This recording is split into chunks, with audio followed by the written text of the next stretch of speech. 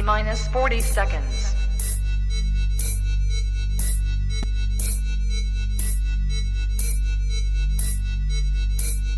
T minus 30 seconds.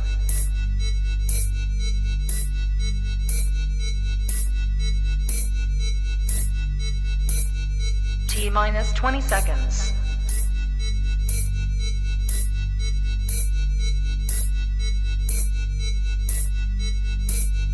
Ten, 9, 8, 7, 6, 5, 4, 3, 2, 1, 0.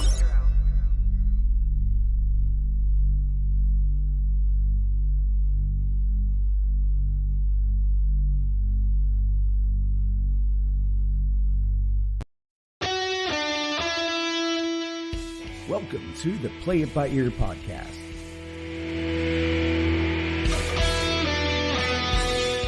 The podcast where the topics may vary because, hey, we play it by ear. And now your hosts, Aric Fiscus, Brady Liming, and Todd Griffin.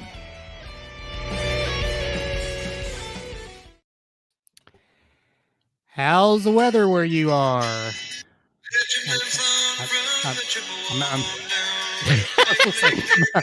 I'm hearing a crooner in my ear.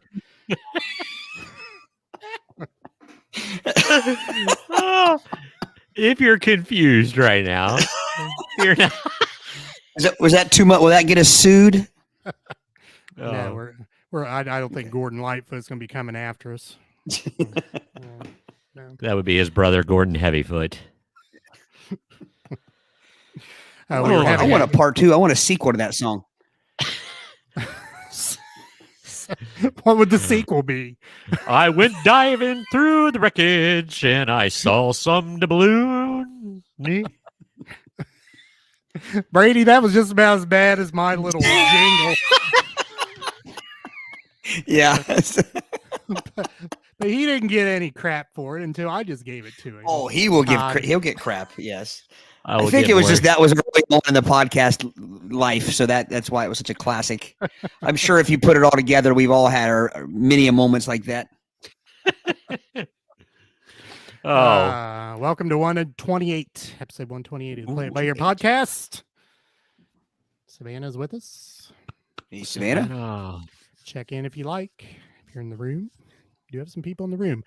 As I said, I don't know how the weather is where people are. We were having a discussion prior to about, will the weather affect us here? I said, well, people are hunkered down. What better thing to do than to listen to the Play It By Ear podcast? We will, we will provide sunshine through the rain. But on that note, rain. Give it up. Joy. Pain. Hi, Kirsten. Hey, Kirsten. Well, hey, that we do want to explain, like if one of our screens goes black, probably our power went off. Yeah. I think I'm through the worst of it, though. I'm not hearing anything outside my window right now, but... outside my window. Melissa Etheridge. Oh. Gosh, sorry, guys. Yeah, we're way off kilter right here. Yes, if you've never been with us before, we each have a topic we bring to the table. I've not talked about said topic until this very evening, so feel free to join in. Love your comments. You add what we do. And again, we have some more people in the room. If you want to check in, please do so. If you want to linger around in the shadows, you can do that too. That's fine. Visit our website. Oh. www.playitbyear podcast.com. You gotta let Gordo people. I love me some Gordo Lightfoot. If you want to visit our website, you can learn about our show. We'll refer to it here a couple other times as we go along. And as I said, we all have a topic. We're in the order on the screen in which we'll present our topic.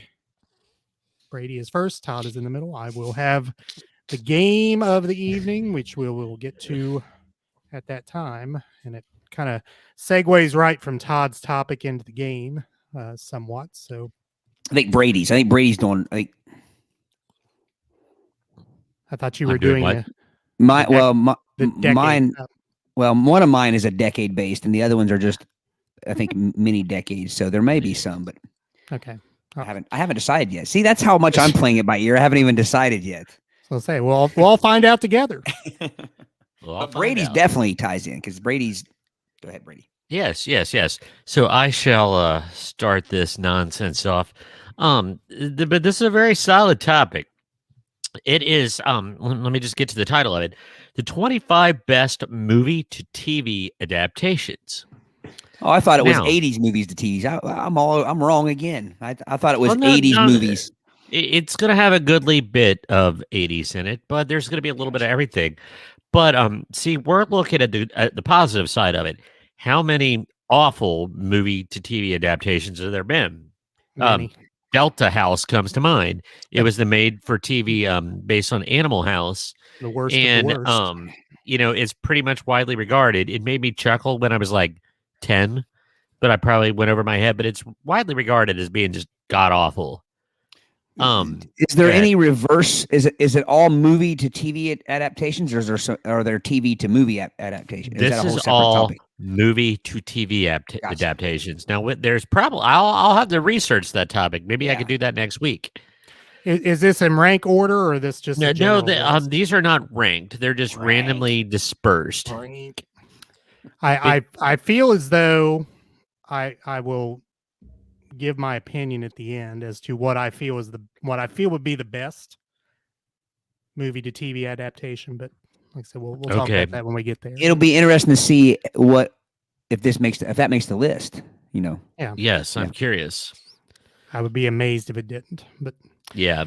By the way, John, I'm assuming you mean Todd's hat. Yes, because mine's kind of nondescript. John, I do the safety dance, right? Do it. Do the safety dance, Aric. Do it safely. Oh, yeah, I got my Cobra Kai shirt on too. Nice. Hey, I heard. Oh, you gotta be kidding me. What? None. Sorry. I hear this is the last season coming up. I'm thinking this is probably on your list, Brady. It's the very first one. If they're going to say this is the worst or the best, these are best. These are best. Okay, I just want to make sure. I was going to go ahead and just leave right now if it said it was the worst, one of the worst. But so that kind of like kicks it off because I was getting ready to say, you gentlemen are all major fans. The very first thing that leads off the list is the Karate Kid in the TV show Cobra Kai. Right. It was Karate Kid was released. Never ceases to make me laugh. Karate Kid was. It's just exciting when it fits. When it actually fits the topic. Kind of like that comedy thing you sent me, Aric, about the different languages. But Karate Kid was released in 1984, and now Cobra Kai is in its 5th season. And I love their verbiage here. By the way, I got this from the New Arena is the website, their list, newarena.com. So they said that the way they describe this, it's a love letter to the franchise and a love letter to subversion of tropes in 80s teen dramas. Now let that piece of pithiness sink in. Tropes, like your typical 80s,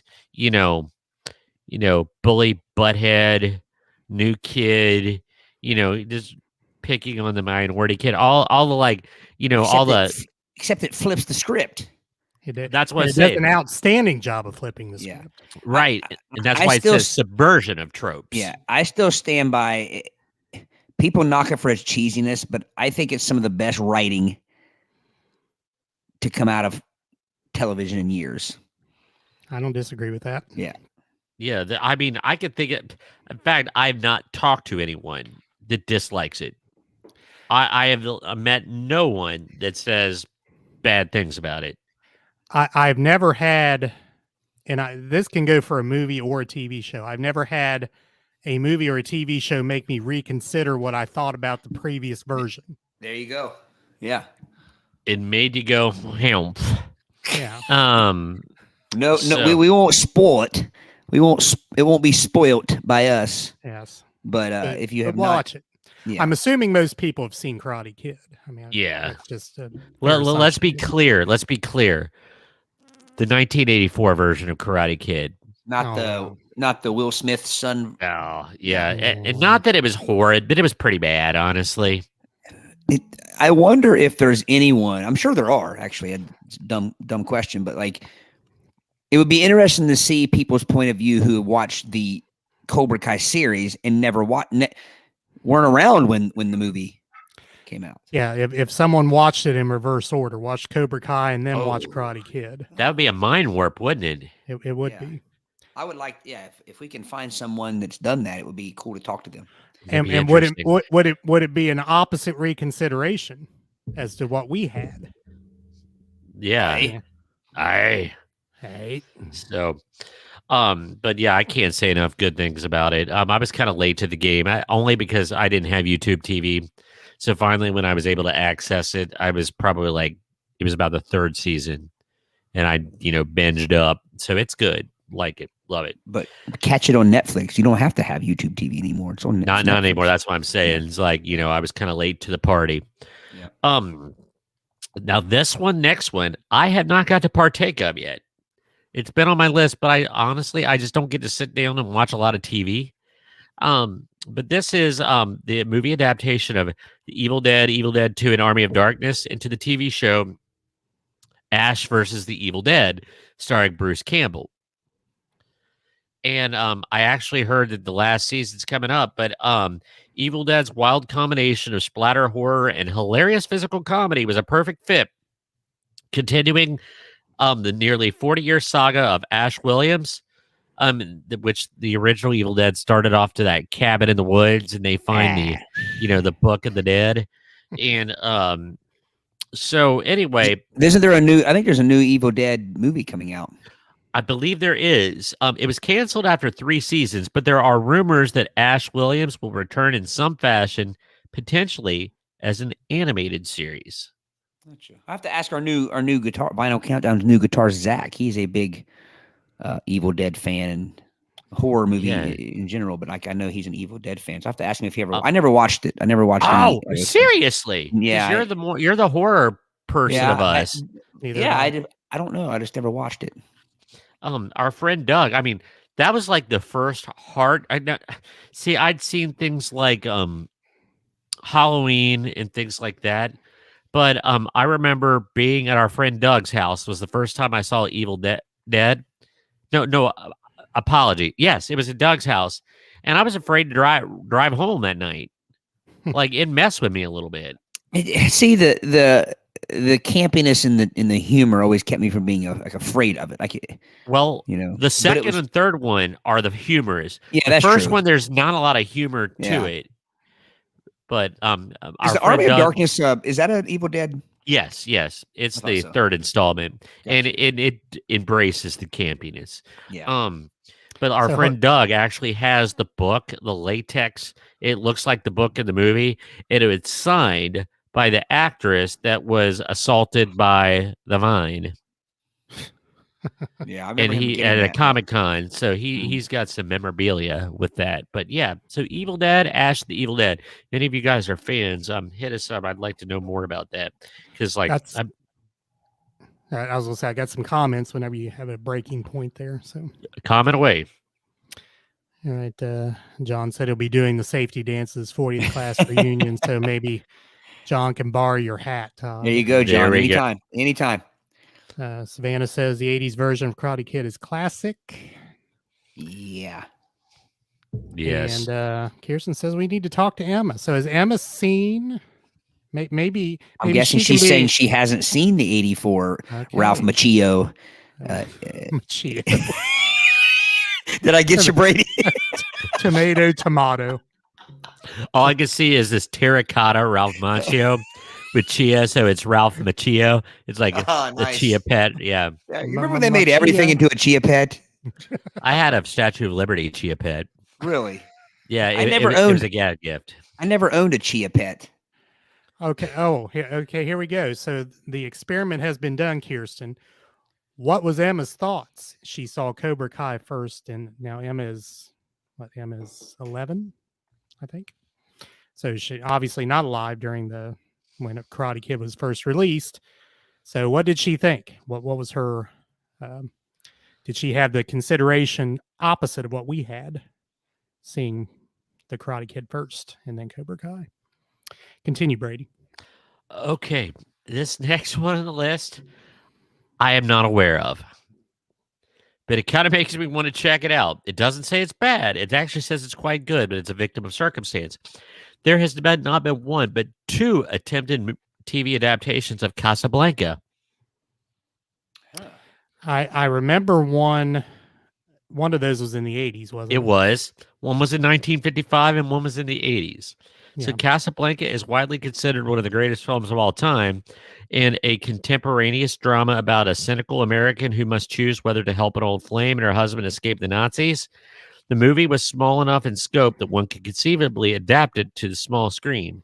There was 2 attempts, both failed, but they said that the 83 cast trumps the 55 version. Both were doomed to fail. The bar was set too high, but they were really good. So if you could find them, they're supposed to be good. My wife is probably going to be angry at me for this. She may already know, but I have never seen Casablanca. I've never seen that, ever. I've never watched the whole. I obviously know the famous lines. I've never watched the whole movie. Yeah. We should have it. We need to have a Casablanca night, gentlemen. A viewing. Yeah. I'm joking, by the way. Flaring in the background. I don't want to. Let's stick to Scrabble, fellas. Scrabble, yes. The hard episode of Matlock, just to wet her palate a little bit. Murder, She Wrote. All right. But no, I legitimately did not know there was a Casablanca movie or TV adaptation. That's kind of intriguing. That is setting the bar pretty darn high, isn't it? Yeah. I didn't know there was one in 1955. I do remember the one in the 80s. All right. RoboCop. So was real quick, back up a second. Was the Casablanca in the 80s? RoboCop. Yeah, there was one in 1955 and one in the 80s. Was it trying to keep up with like the Falcons crests and the Dallases and the dynasties and stuff? Was it as a nighttime soap opera sort of thing? Yeah. Yeah. It would be hard to make that kind of soapy, wouldn't it? I mean, it could be melodramatic, but like the schmaltzy soap, that'd be a difficult sell, wouldn't it? Well, like I said, I've never seen the movie, but to me, it seems like something that would be turned into trying to compete with the high power. Something that John Forsythe could be in and do it well. Yeah. Yeah. All right. So we were talking about RoboCop. Werner Herzog's RoboCop is a satirical, blood-soaked masterpiece. It looked critically at the 80s culture and had interesting things to say about the militarization of police. Somebody's reaching a little bit too hard here. But anyway, the franchise carried on, though, and it was angling for a young, toy-loving audience. So in 1988, 12 episodes of the Saturday morning cartoon with RoboCop, who traded his bullets for lasers, and a kid-friendly RoboCop 3, and an animated series called RoboCop Alpha Commando that ran for 40 episodes. All failed because they failed to capture the spirit of the imagination of the original. I remember the RoboCop show. I never watched it. Yeah. So they're saying the TV show was good? I never watched it either. I mean, I never watched it either. It was animated, but man, if you made 40 episodes, somebody must be digging it. You know what I mean? Yeah. Because I mean, but but I mean, this was, what was that? The 90s still? Yeah. Okay. I mean, like nowadays, TV seasons are probably 18 to 20 episodes. Like back then, it wasn't uncommon for TV shows to have 24, 25 episodes in a season. Right. Okay. So that would be 2 seasons then. 2 seasons, yeah. The one line I remember from RoboCop, mind if I zip this up? Do you remember that line where no? It's like he's after some baddies and one of the baddies is peeing like on like an alley or something like that, and RoboCop was like aimed in on him, and he's just like, mind if I zip this up? He's got his hands up and I don't know why I remember that. So the opposite of the Blazing Saddles line. Mind if I whip this out? Oh man. Well, it was often considered one of the WCW wrestling, one of their jump the shark moments when it was in a bad cycle of writing was when RoboCop made a run in to interfere with the match because they were promoting it for a movie. Was it Peter Weller or was it somebody else dressed up as it was somebody else. I like Peter Weller. Didn't he become like a famous director? I think he did. I don't know why I say that. I'll look it up while we're moving on. Now I get the feeling, Aric, this one is not going to be as familiar to you because you're not much into sci-fi. No, I'm not. And I like my Star Wars, but I don't deep dive into sci-fi too much. But Stargate, the movie Stargate, basically, I like the movie Stargate. Oh yeah, it was good. And there was a Stargate TV show that had a really good run. So say that went a lot of years. Released in 1994, the original Stargate was a sleepy science fiction action starring Kurt Russell and James Spader. It got decent reviews, but is unable to generate enough interest to garner any sequels. 3 years later, Stargate SG-1 would premiere on Showtime. And there was Stargate Atlantis, Stargate Universe. 354 episodes of television have been produced under the Stargate banner. Yeah. So Stargate, I believe, and correct me if I'm wrong, gentlemen, the only role I ever saw James Spader play where he wasn't playing the smug, smart-ass Smarm. Yeah, I don't remember watching Stargate. I was always a Spader fan, though. He was kind of a buffoon in Stargate. Was he? A little bit. He was all. No, I don't want to call him a comedic foil. He wasn't Orko or anything, but he was not in his less than zero dialed in James Spader. Yeah. Can you think of any? It's a sidetrack here, but any Spader role where he wasn't that? I mean, other than what you guys are saying there. I mean, Stargate's the only one I can think of. I mean, even his role in Boston Legal, which he was excellent at. Yeah. Opposite of William Shatner, which, by the way, man, can you imagine how much fun that set would have been? Lord. But yeah, James Spader is awesome. But yeah, Stargate, it's a good movie, but it's not like, what do you call it, soaked in action. It's a bit ethereal. But I think it's one that translated to TV pretty well because, there was a lot of directions they could go with it. So anyway. I've never watched, what was the Spader's last biggest show, The Blacklist or something like that? Blacklist, yeah. Yeah, I never watched that. Can I tell you why I have a hard time watching The Blacklist? Why? Is James Spader in the 80s had such an impressive head of hair. And I don't want to remember James Spader any other way but with that impressive coif, Yeah. But time marches on. You can't bald shame, though, man. No. I know what you mean. Yeah, it's just he's still equally a great actor, but it's a different James Spader. It's a different era of James Spader. Yeah. So equally good. It would be like different. It'd be like seeing Steven Seagal without his ponytail. Yeah. Yeah. You know what I mean? You mean Wilford Brimley, vampire Wilford Brimley? That was the biggest stretch you've ever made.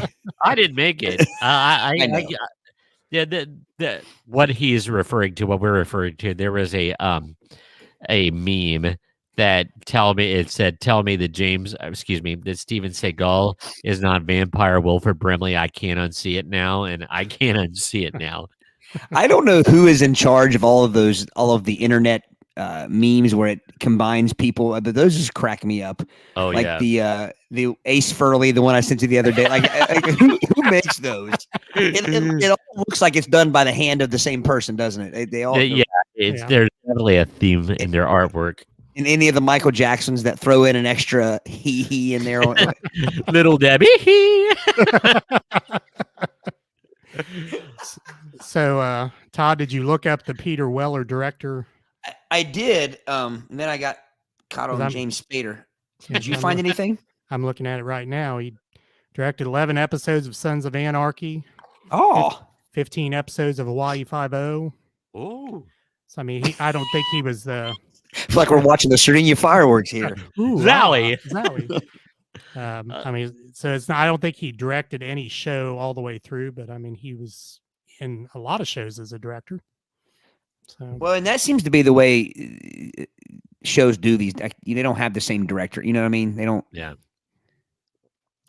You know, it like I could be a bit of a cinema buff every now and then, and there's certain directors that have that calling card, that certain style, like a Tarantino or a Wes Anderson, something like that. But you know, when you get behind the camera, for gosh sakes, Don Johnson directed a few episodes of Miami Vice, but I really couldn't tell a difference. So Peter Weller, I would like to know which episodes he did direct. I would like to know, you know. Peter Weller was an actor in Sons of Anarchy. Yeah, I do remember that. Who?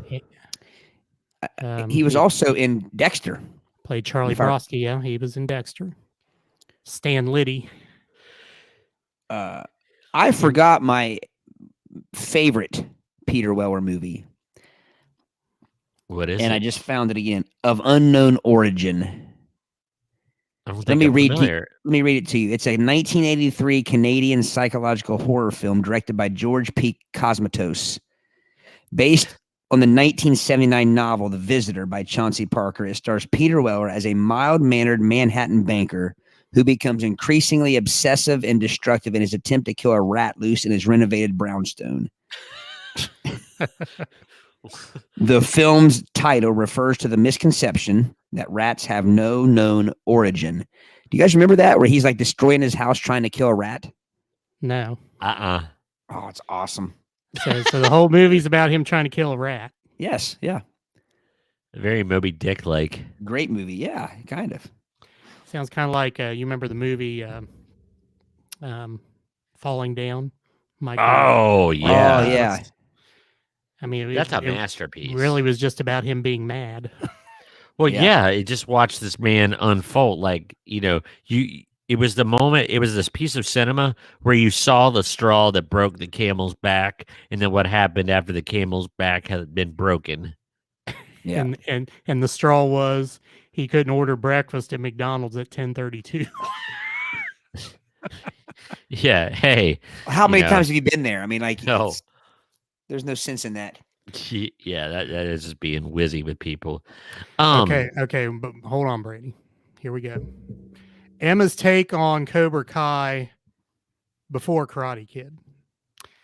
So Emma says watching Cobra Kai first gave her the feel that Danielle was, I think she meant Daniel there. Daniel was the jerk and Johnny was the good guy. Johnny ended up having a rough life because of Daniel and that Johnny was misunderstood. She reminded me that she made us stop watching Cobra Kai during the first season until she watched the first 3 Karate Kids because characters were coming in that she wanted to know more about. Aye. Yeah. Which answers our question. I mean, like, which is exactly what I kind of figured it would be. Yeah. Yeah. But obviously, and it doesn't give too much away, I think anybody that saw the 1984 Ralph Macchio classic knows that nobody walked away from those movies thinking Daniel's son was anything but the hero, right, and the good guy. Well, but honestly, there was nothing to imply that he was. It was kind of all, you didn't realize that he could have been a buttle until they planted the seeds of that context in the new one. Well, because and this is an interesting dynamic, and especially as teachers in education and educators, our goal is to make anyone who's a new student feel welcome, and we empathize with them, and we teach our kids to think about, think about it. How many times have you said as a teacher, like, imagine how it would feel if you were moving to a new school or starting a new grade in a new school, whatever it is. Right. But one thing we don't think about is, especially when they're older, like high school years, how that could also be stressful and cause problems for the students. You know what I mean? The students who are doing nothing, but they had been going there the whole time. They did nothing wrong, but they're just, and I can remember. Yeah. Do you guys remember like growing up and maybe it was girls you had a crush on or something like that, and a new kid moved in and the girl liked them? The shiny new toy. What bullshit that was. Bovine excrement. Yes. Been trying 3 years to get you to look at me and pay attention to me, and this guy comes waltzing in. Then you find out that he eats his boogers in class, and it usually takes about 4 weeks for the shiny newness to wear off. Now we're getting into some deep, dark psychological scars here. Yeah. All right. Speaking of psychological scars, not really. This is actually one of my favorite indie movies.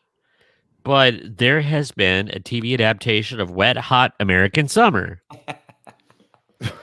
The original Wet Hot American Summer, gosh, makes me laugh so much.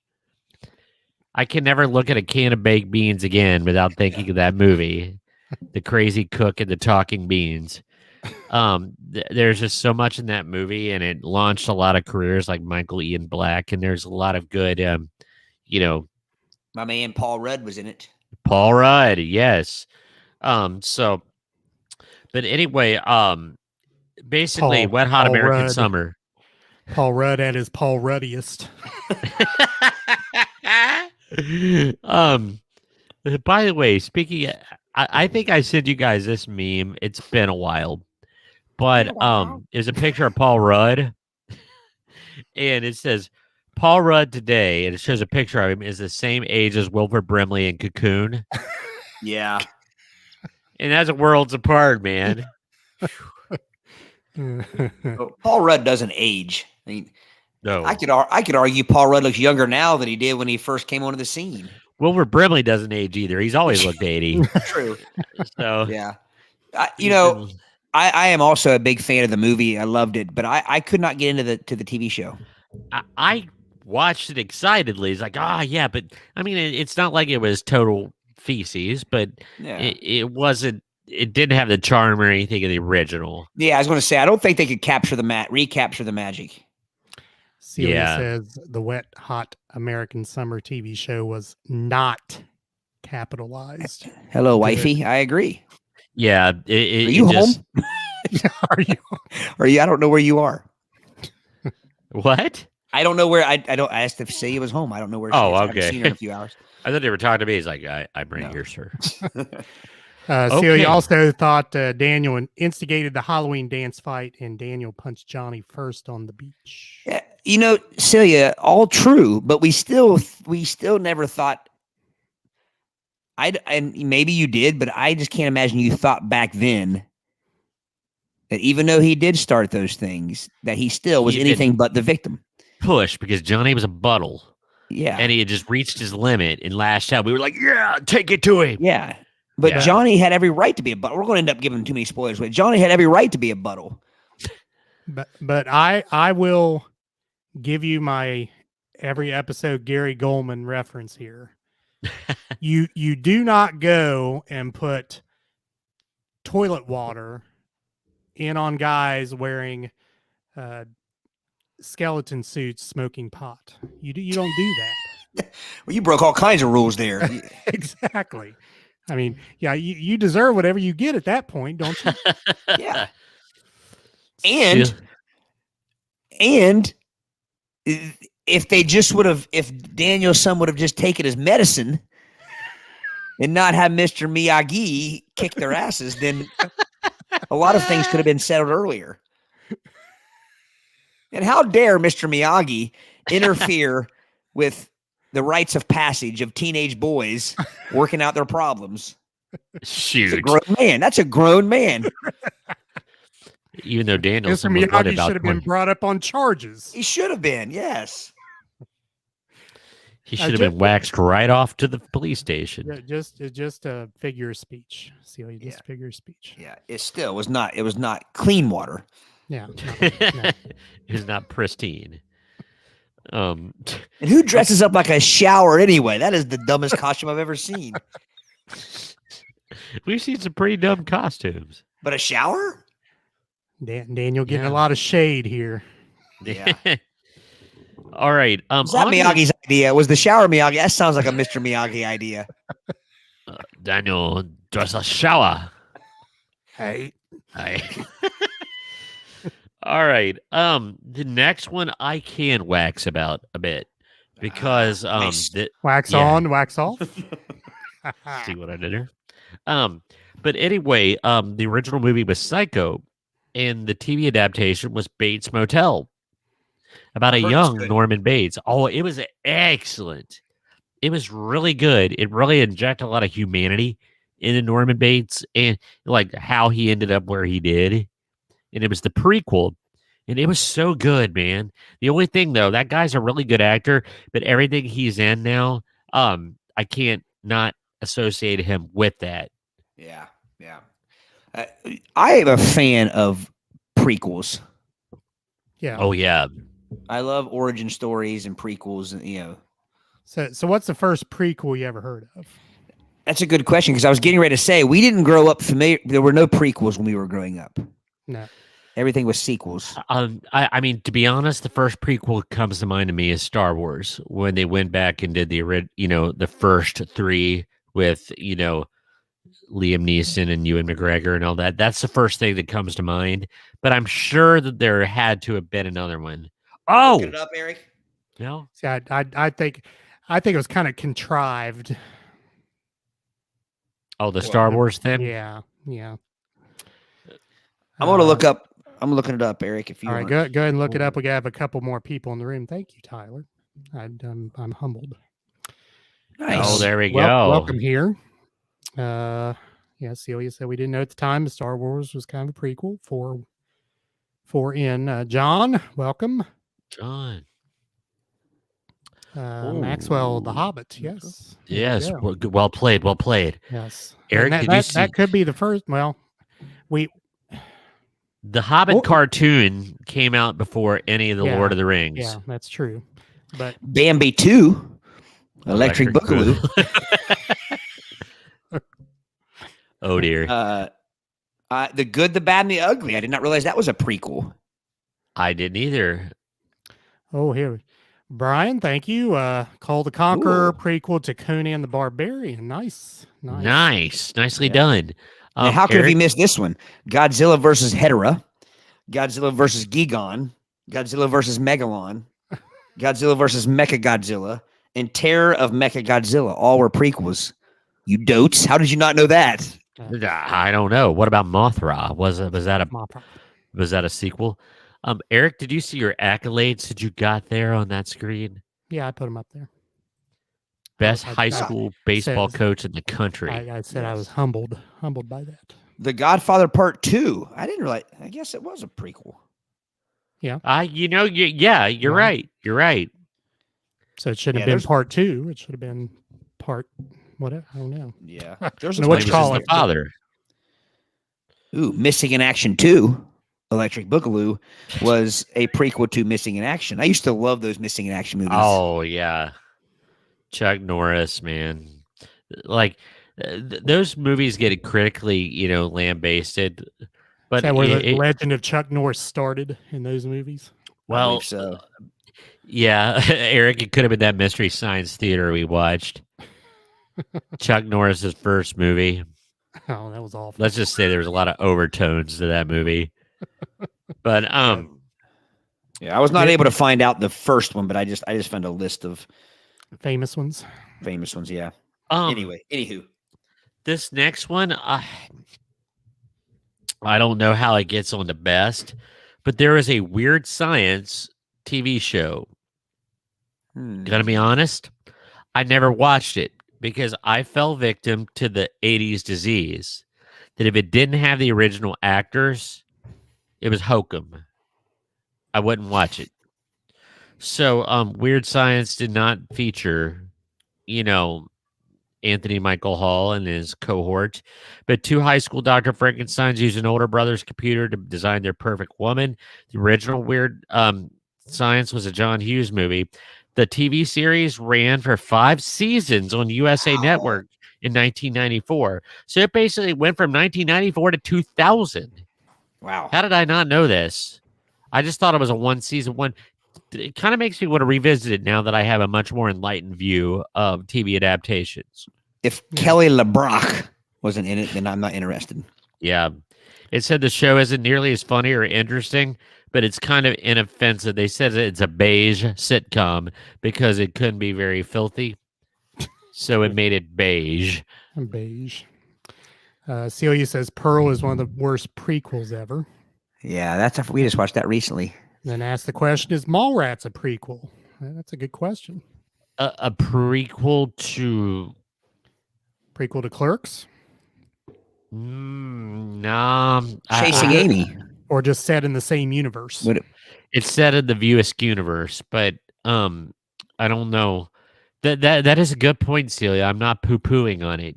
I just don't think I don't think it's a prequel. I will call it a parallel storyline. There you go. It's not a prequel. It's a parallel thread. With what? Because there are some interwovens, but different, Mallrats prequel is Clerks, according to my search. Yeah. But Celia, you were thinking, because there is the common denominator of Jay and Silent Bob. You had it backwards. Yeah. They run parallel. Backwards. All right. How am I doing on time? We'll do a couple more. All right. Before you go on, Yeah. this is how specific it gets. Mallrats is the second movie in that whole thing, but actually takes place a day before the events of Clerks. So it's a prequel. Yeah. One day before. Now you guys are feeling what I feel. I hate when she's right. Did you say she's right? Say it again. And she usually is. I will say it. She usually is. She has more useless knowledge in that brain than I do. One of the biggest mistakes I made in a previous relationship, I thought I was being funny. So are you going to say I'm right? It's like, no, but I will say you were not incorrect. That didn't go over well. That'd get you slapped right there. No, I just got a lot of side eye and silence. But I'm gonna go. This one was pretty famous. Indiana Jones had the Young Indiana Jones Chronicles. That was pretty well done. That was okay. I never watched those either. Yeah, I'm kind of gotta go quickly because that one really doesn't need much explanation. And all of a sudden, my internet has gotten slow. And Aric, I have the feeling, since I'm at the 43-minute mark, I bet this is the one that you were talking about. Okay, let me put this comment up first. And I've been waiting to put this up. John said earlier, pretty sure he knew what I was thinking on the movie becoming a TV series that had anything to do with a guy named Alan, as in Alda. Yes, that's the one I was thinking of. Mash. Gosh. Just memories of the theme song just make me want to dry heave. Never has my thoughts on a TV show changed so dramatically in my whole life. I was like you. I heard the first 3 notes of that, and I was just running to go to bed. It was time. That was when you went to bed. Like shit, running for the TV. Yes, because you didn't have remotes back then. You had to go to the TV. Go try to find a fuzzy channel 64 to watch some gorgeous ladies of wrestling. There you go. or a Moody Blues concert. But that show is just absolutely outstanding. I need to give it another watch. Maybe not so much. I would say the last 3 years, maybe, but like right there at the end of Colonel Blake and the beginning of Sherman Potter. I mean, that's outstanding TV. I admit that I have never given it another chance. I will do so. There's some pretty funny moments, but the thing that was confusing as MASH as a kid was how I was laughing at stuff, but then it got dark, man. If it hits you in the Yeah, feels, got really dark. yeah. And See, and I say the last 3 years they got really preachy. I don't yeah, like the last 2 years of Quincy. I love Quincy, but the last two, I mean, everything was the crusade. gotta Everything love the was Quink. preachy. Quincy. I love Quink. Love Quink, but man, just stop preaching at Quinky. me. You know, Quinky, he'd be giving that sermon, and then his fingers be going like this, Making a opening his lobster hand. clow. Yeah.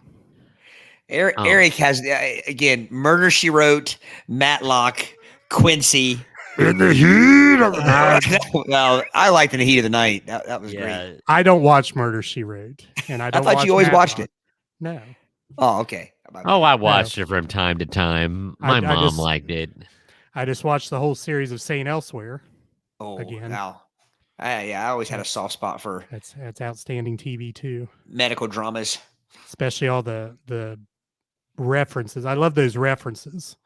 Like in the last episode, had a guy on the slab in the morgue said a patient number 4077, Henry Blake, Colonel, died in a helicopter crash. that is great. Yeah. Have you watched MASH? Have you watched the Good Doctor? Yes, I like it. Which stars the guy from Bates Motel. Is that him? Yep, that's him. Really? Are you sure? Yo, I promise. Because that's the show I was talking about. Like, I have a hard time not seeing him as, Are you talking about the Good Doctor, the autistic? Yeah. I didn't realize he was Do you know who he was? Don't you? He was Charlie in the Charlie and the Chocolate Factory, the Johnny Depp. Yeah, I saw him in Bates Motel. After I saw him in The Good Doctor, I'm like, wow.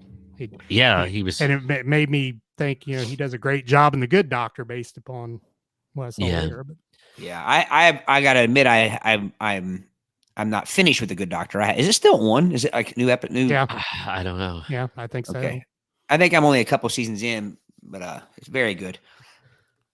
But there are many more on this list, and this could almost been a two-parter. But I encourage people bring it back, man. Bring it back. Yeah, we can bring it back. Because here, there's things like Teen Wolf and The Dead Zone. There's many that you forget about. But there definitely there are definitely good ones and bad ones. How many times can you go to the Teen Wolf well, though? I mean, yeah. Once, Jason Bateman boxing was about the end of it. Yeah. Teen Wolf 2. So I got a question posed to me. Do I watch Columbo or Rockford Files? Both are outstanding. Yes. Wait a minute.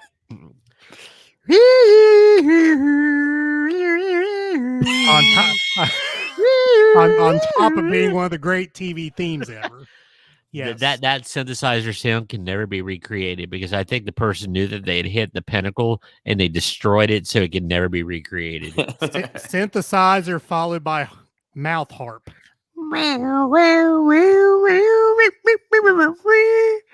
Yep. Yes. I might have to make that my ringtone. Now talk about an actor that played the same character. I believe Rockford basically was Maverick. I believe they were essentially the same character. They were the same lovable schlep. Yes.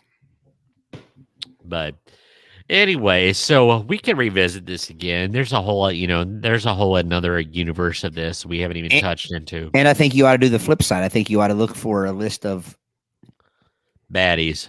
No, TV to. Yeah. Movie. Yep.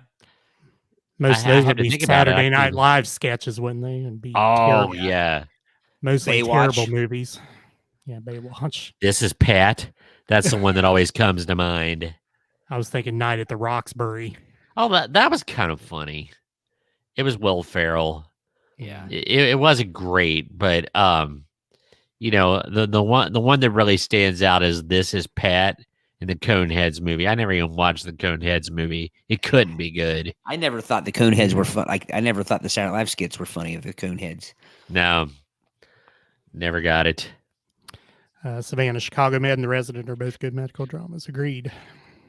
Yeah, I could watch all of those. There's just too many. Yeah.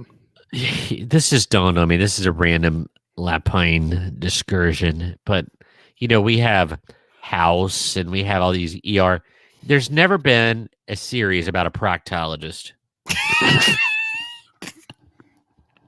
Let's write it, boys. What would you call that? The black hole. Grabbing the ring. Crap. Oh, we better get off of that. All right. Good topic. Good topic. Yes. All right. Once again, visit our website, gentlemen.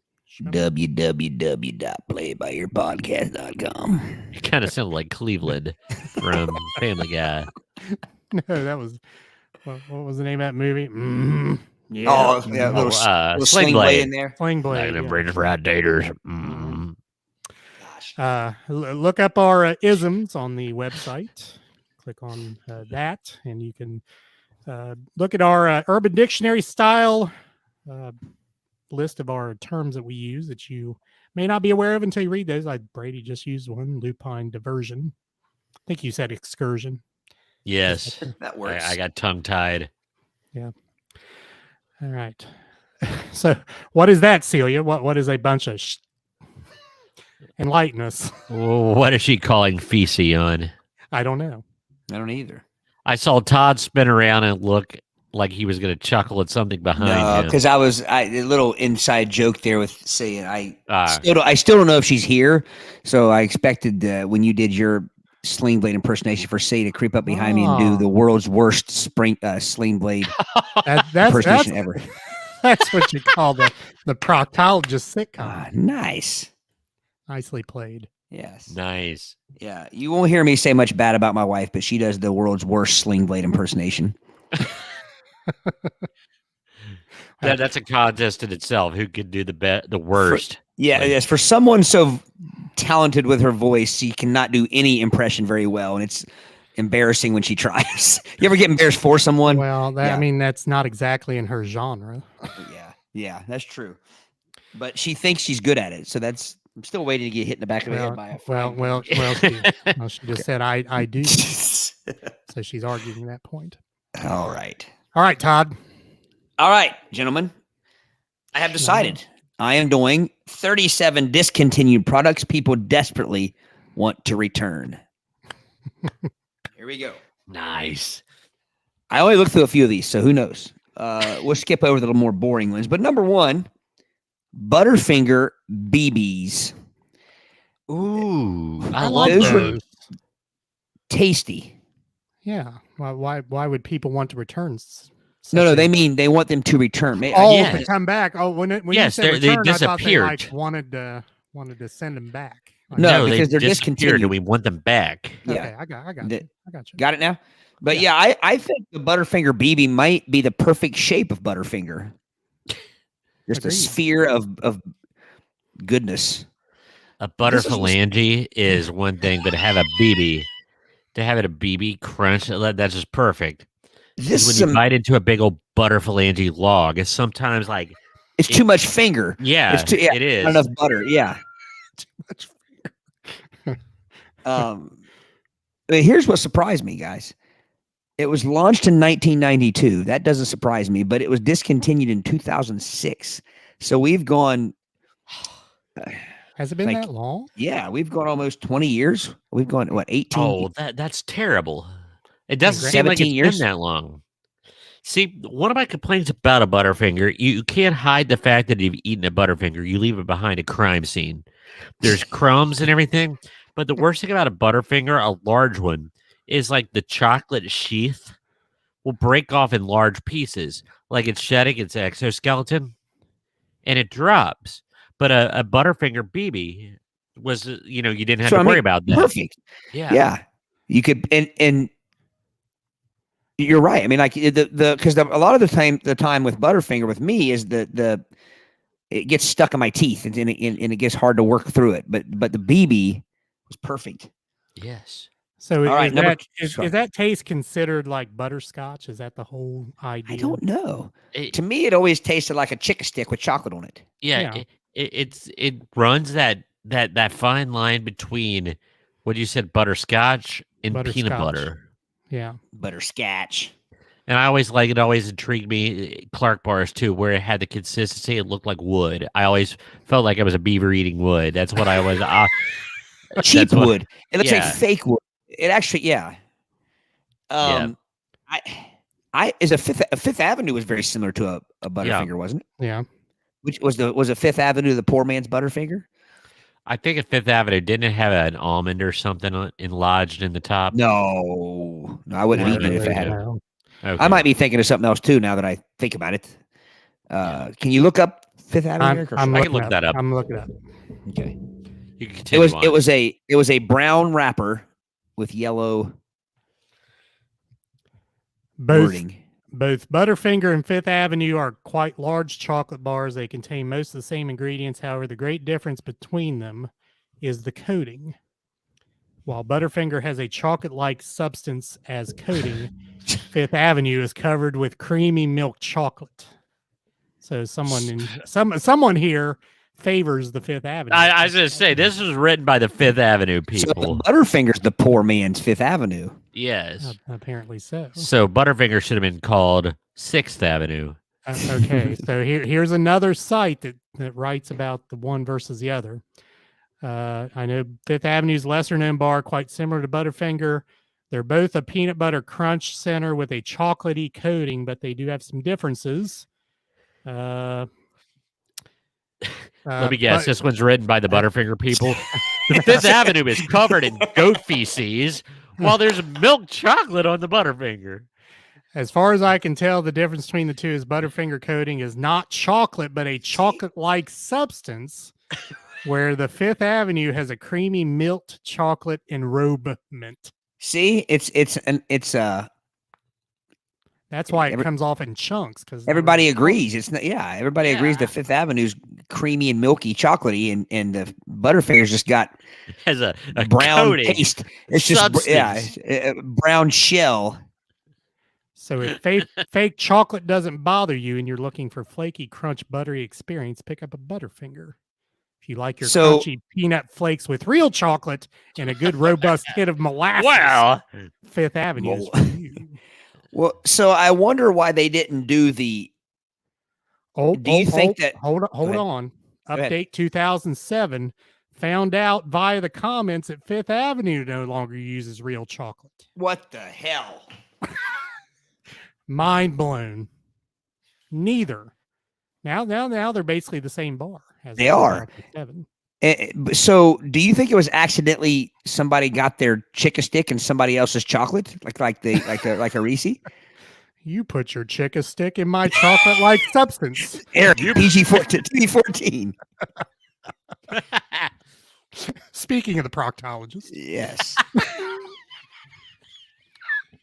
Do they make Chick-a-Sticks in any other format? Do they make a chocolate-covered Chick-a-Stick? No, it's called a Butterfinger. No, I'm kidding. I love Chick-a-Sticks. A Chick-a-Stick was a major not whole baseball staple.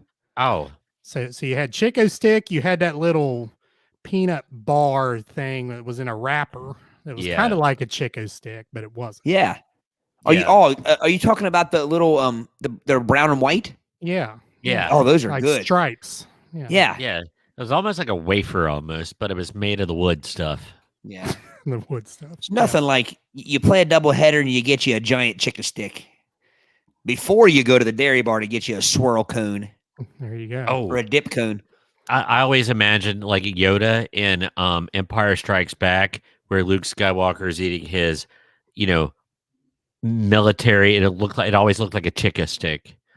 Yeah, yeah. So, all right, gentlemen. Number 2, we're one in. McDonald's fried apple pie.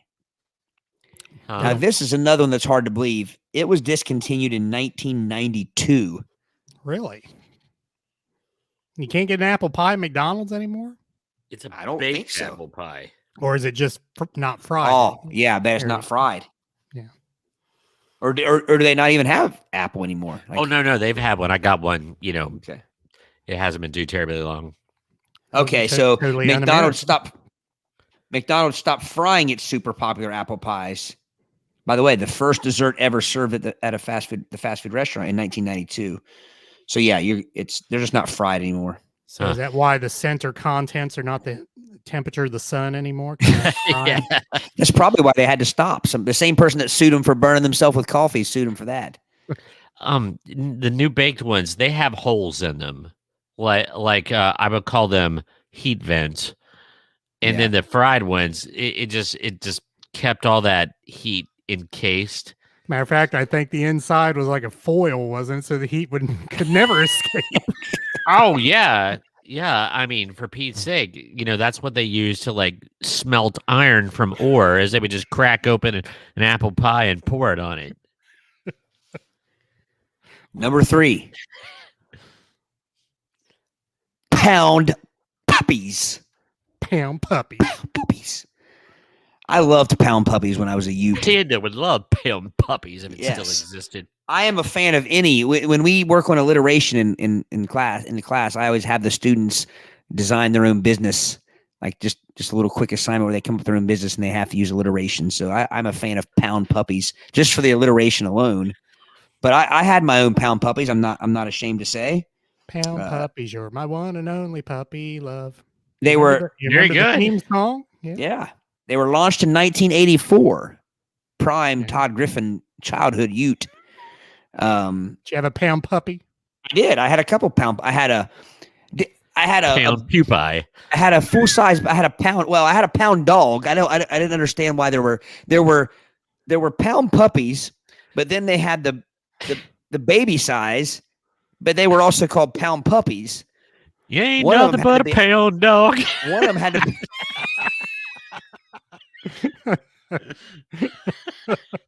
Sorry. One of them had to be a pound dog, and I had a pound dog and a pound puppy. And then I'm pretty sure it seems like one of the fast food places got handed out. Like you had they're like beanies almost. They're what do you call it? Like their little specialty toys or whatever you got. Pound puppies could spawn even pound smaller parents. ones. Yeah, I think did they have preemie puppies or something like that? Because they were smaller. No. All right. Comments. Celia says, I bet the apples on the inside would ooze out in the fryer, making the oil unusable for French fries. That's a good comment. I wonder if they had separate pie and fry oil. This is the pie oil, is the fry oil. Near the two may mix. Up. Yeah, I wouldn't want to take a bite of a fry and taste pie. Or vice versa. No, exactly. Yeah. Kirsten had a pound puppy. Of course, maybe McDonald's. What kind of dog it was?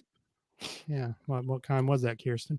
Maybe McDonald's could have sold fries in the pie fryer as a dessert or something. Yeah. Well, now here's my beef on pound puppies. From what I remember, is most of them all look they all had the same shape face. They were all the same breed. It seemed like. I know they weren't. They were beagle like. Yeah, and like they all had the big like exaggerated swollen jowls, like you know. It was like a beagle and a basset hound mix almost. Yeah, why not? How about some elongated collie noses or something like that, or something with some a pincer type face, a schnauzer. All right, let me put up a picture here for those who are watching. Do you have one of multiple pounds together? I do. Here we go. Yeah, see, that's all the same dog, just different color. Yeah. Oh, that one looks different. Right. Yeah, that's a dog right there. Easy. It's a pound Brady. Yeah, there's all that. I guess they only had 6. Shit, Brady. There's another one down there that's got. That had to be some special. That was probably the ones you got at a restaurant because they had to have more than the 6. Oh, look at this! You got cats and dogs intermingling. Pound cats doesn't have the same ring to it, does it? See, that'd be straight. I think that was a movie one. Clifford is down in there too. It looks like. Yeah. Clifford, the large rouge canine. Clifford the Crimson Canine or Canine crap. Crimson and Canine. Yeah, I always like the fact that when you got your pound puppy, it came in a doghouse, but I don't think it would fit back in the doghouse. It was like a doghouse it had grown out of, like its head stuck out of one side and its butt stuck out the other. Oh, hold on. I got a picture of that too. Give me a second. Look at the encasement that it came in, the packaging. Yep, here we go. Whoop. Oh yeah, there it is. That one up there's got some big old floppy ears. Hey, there's a cartoon of it too. You see now that one, it's kind of on the right side of that middle row. That brown one looks very Bassett-like. Well, there was one with a diaper on. What's up with that? Newborns, pound puppy newborns. Yeah, well, there you go. Just puppies pooping diapers. So I'm guessing Kirsten says hers was a light yellow full size one, so it must be the one in the middle there. Yeah, it says $21.01. Yeah, you should buy it, Kirsten. You should rebuy it. Interesting. All right, number 4. I'm going to skip because it means nothing to me. Rimmel London's London Glam Perfume. Skip. Number 5, Hershey's Kissables. Candy-coated mini kisses. I don't remember ever having a kissable. Was it like an M&M, but it was like shaped in that teardrop? Yeah, I remember those. They were a Hershey's attempt to get in on the M&M party. Well, now I will say this: if anybody has ever had, they do make a Hershey like M&M. It's a little bigger than an M&M, but it's about the same shape, and they are fantastic. Yes, they're better than M&Ms. See, I don't like them because sometimes you buy one of those like big candy canes at Christmas full of what you think are M&Ms, and then you open it up and it's those Hershey things. It's the poor man. Well, they have the ones. Wax. They have the ones that aren't even Hershey's. They're the poor man's M&Ms. They're just M's. Yeah, they're H and H's. They're N and N's. But the actual Hershey brand, the things I'm talking about they're like, I don't know, they're about the size of a penny. As far as and they're very kind of like tasty. one of those Tums, one of those chewable Tums. It's about the size of one of those. But it's a Hershey. Yeah. Yeah. I know what you're talking about, Aric. You're talking about the ones that are regular M&M size. Yeah. But they're Hershey. All right. So number 6, the Game Boy. I think we had a Game Boy discussion with our. I never owned one. Number 7. I don't remember this at all. Jello 1, 2, 3. Gelatin with 2 toppings. Oh, it had there was like a strawberry Jello bottom, and it was like a cream, like a strawberry cream. So it went from red to pink to white. Yeah. Well, this one goes from like dark orange to like light orange to white. Yeah. It's the orange those flavor. Were good. So what was the froth at the top? The froth was more like just your straight up like whipped cream. Meringue, Todd. It was meringue. It was meringue. But yeah, it's Satan soup. It was good. Satan soup.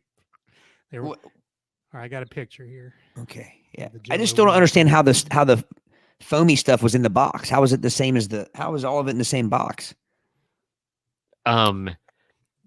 It was probably put in layers. My mom used to make this 7-layer Jello dessert. Oh, that's outstanding. Yeah, there's the strawberry version. Yeah. They have an orange. See, this isn't what I was thinking at all. I thought this was pre-packaged, that you just opened it up. Well, but it says that on the box there. One mix separates into 3 layers. How does that It's work? no different than when That's you get magic. a blood drawn. It's the same concept where the plasma goes to the top, and then the blood cells, there's a clot and everything, and it settles to the layers, except that's not blood, hopefully. I still would love to know the magic, the sorcery that went into this. How does one mix turn into that? It's just the weight of the particles. What's on top is lighter, and then everything else settles to the bottom. I kind of wish they'd bring that back. Just like your blood drawn. It's exactly that. I don't ever remember having this. It launched in 1969, and it discontinued in 1996. Well, I feel deprived. I want to go out and make one just to see if it'll do that. Huh. All right. Matthew Vaughn. We were talking about you earlier this week. Matthew? Where's Matthew? Density. All right, Jack Palance. Density. I was thinking cowbell. Don't you think? I was thinking Back to the Future Oh, when he says, "We are density." I just heard it. I just heard it in Jack Palance's voice. Jello 1, 2, 3 is density. I don't you think? I've got to play the commercial.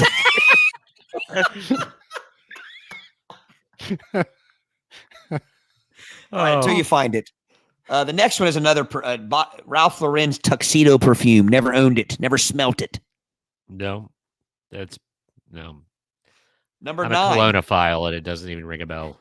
Hostess Choco Bliss. Now this looks delicious. Oh, Choco Bliss. Choco Bliss. What it says is it launched in the 1980s and was discontinued in the 1980s. So I don't even remember Choco Bliss. What is Choco Bliss? chocolate flavored cake, creme, and icing. Chocolate lovers, Creme. watch out. What's that? That was I got some kind of notification from There's your some wife. whistling No bum less. holes up in here. Number 10 is makeup for our female listeners. Urban Decay Naked Palette. Launched in Urban 2010, Decay? discontinued 2018. Yeah, Urban Decay is a makeup brand. I only know that because I have a teenage daughter. Hmm. 11. PB Crisps. PB Do you guys remember Crisp. those? It's Planters. It's just a Planters. This A one has nut? sweet chocolate creme inside, sweet Yeah. peanut butter Ooh. creme inside, strawberry filling and peanut butter creme inside. So a peanut-based confectionery. Yeah, that sounds good. Especially, man, especially when it's delivered to me by a nut with a monocle. It's got to be good.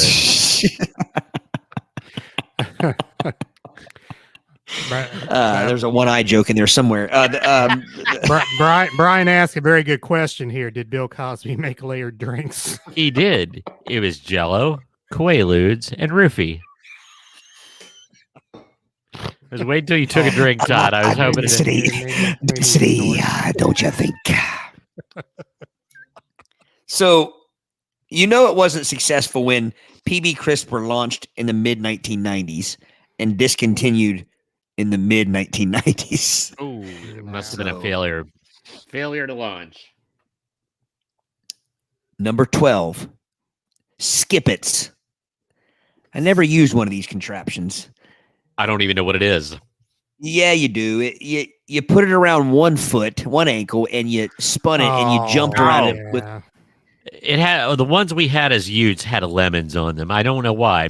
I think there was like a overstock in China. Real for these lemons? plastic lemons. Yeah, it was a plastic lemon, Yeah. and He's you would right. yeah. Really? Yeah. How do they strap to your leg? Did you have to sew them? It was just a ring. Like you put a ring, that went around your ankle. Yeah. I don't remember. Were those in gym class? No, we had it at recess because it was allegedly amusing. And it was like a plastic ring, so rub your ankle raw. Yeah. Did it too much. It was all fun and These- games till the bad kid put it around their wrist and was swinging the lemon above their head, and somebody got a lemonade right upside the face. Or you get somebody put around their neck. Oh yeah. 1980s launched, discontinued 2009. Oh. I don't remember these. Number 13, McDonald's Onion Nuggets. You guys remember Nugget those? onion. Onion? They just should have called them the Uggets. McDonald's Uggets. I mean, I know Onions. White Castle had onion chips. They still do, and they're very good. Yeah. But this was launched in the 1970s, Get out. discontinued 1979. So no wonder I didn't have teeth in 1979. I couldn't have eaten it. So say Yeah, that, McDonald's that was before my McDonald's going days. I mean, Yeah. I didn't have any around here. But think about how innovative McDonald's is, because up to that point, I thought my grandpa and grandma, Jake and Ruby's restaurant, was the first place to have onion petals. They're the first people I remember. They're the first local and they were fantastic. But McDonald's had them well before years that. before that. Long time. I mean, for Pete's sake, the bloomin' onion came along in the 80s, didn't it? In the Outback, or would that have been 90s? I don't know. But it was still attached to the onion. Yeah. Well, there's no argument. If somebody wants an onion chip or petal is much easier than an onion ring to eat. Because first off, you don't take a bite of it and then the onion come around and slap you in the like a wet, oily onion upside the face. Yeah. And then you're left with the crust, which is not bad. But because I feel bad because you feel like you're eating bread to death. For many years, I would pull the onion out and throw it away. I had a stack of. I was like Brady with handles. I had a stack of slimy onion garden carcass. eels. Yeah, just on my plate. Number 14, VW Type 2. Launched 1950, discontinued 2013. It's like a van, like a VW. Oh, the van. bus, like the hippie bus. Yeah. I heard those were coming back. All right. Volkswagens aren't Volkswagens anymore because they don't sound the same. Like the engine, like you don't hear that anymore. Yeah. 15's another perfume, the Body Shop perfume oil. Bah. Yeah. Frankenstuff hot dogs. You remember those? Yes. I'm scarred by it though, dude. Listen to this. They were made by Hormel. Frankenstuff, Franks with Hormel chili inside of them. That's lips, butthole, and dyspepsia all in one setting.